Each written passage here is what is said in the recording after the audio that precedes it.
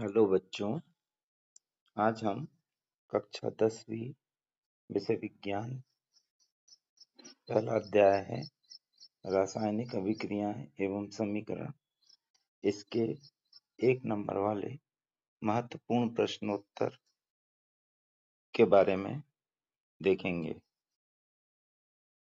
इसमें जो पहला प्रश्न है, देखिए, बिना बुझे चूने का रासायनिक नाम और सूत्र क्या है? तो इसका उत्तर है कैल्शियम ऑक्साइड।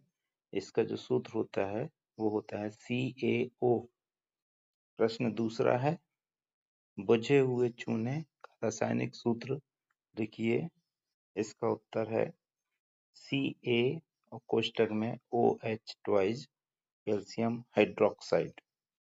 प्रश्न तीसरा है, दीवारों पर सफेदी करने के 2-3 दिन बाद जो सफेदी आती है या चमक आती है वो किस यौगिक के बनने के कारण आती है? तो इसका सही उत्तर है कैल्शियम कार्बोनेट। और कैल्शियम कार्बोनेट का जो सूत्र होता है वो है CaCO3। प्रश्न चौथा है, श्वसन को ऊष्माक्षेपी या एक्सोथर्मिक अभिक्रिया क्यों कहते हैं? इसका उत्तर है क्योंकि श्वसन के दौरान ग्लूकोज ऑक्सीजन से मिलकर ऊर्जा या ऊष्मा मुक्त करता है। तो ऊष्मा मुक्त करता है, इसलिए इसे ऊष्मा क्षेपी अभिक्रिया कहते हैं। और जो अभिक्रियाएं ऊष्मा को शोषण करती हैं उसको हम ऊष्मा शोषी अभिक्रियाएं कहते हैं। अगला प्रश्न है 5वां, श्याम श्वेत ब्लैक एंड व्हाइट फोटोग्राफी में किस यौगिक का उपयोग किया जाता है? तो इसका सही उत्तर है सिल्वर ब्रोमाइड। इसका जो सूत्र होता है AgBr और सिल्वर क्लोराइड यानी AgCl। अगला प्रश्न है, चिप्स की थैली में कौन सी गैस भरी जाती है और क्यों?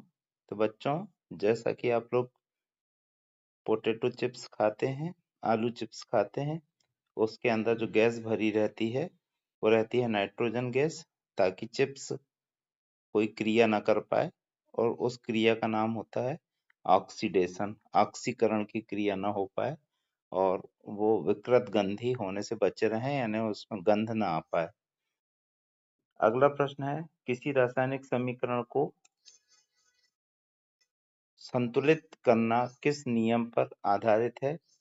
तो इसका उत्तर होता है द्रव्यमान संरक्षण के नियम, law of conservation of mass पर यह निर्भर करता है। अगला प्रश्न 8वां है, जब लोहे की कील को कॉपर सल्फेट के नीले घोल में डुबोया जाता है तो विलयन का रंग कैसा हो जाता है? तो इसका उत्तर है हरा। हरा फेरस सल्फेट बनने के कारण होता है। अगला प्रश्न है, अपचयन, जिसको हम रिडक्शन अंग्रेजी में कहते हैं, अभिक्रिया क्या है?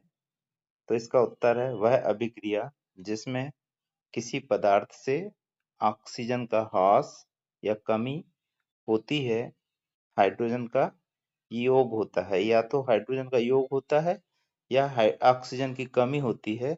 उस ऐसी क्रियाओं को अपचयन क्रिया या रिडक्शन अभिक्रिया कहते हैं। अगला प्रश्न 10वां है कि संक्षारण का एक मुख्य उदाहरण दीजिए।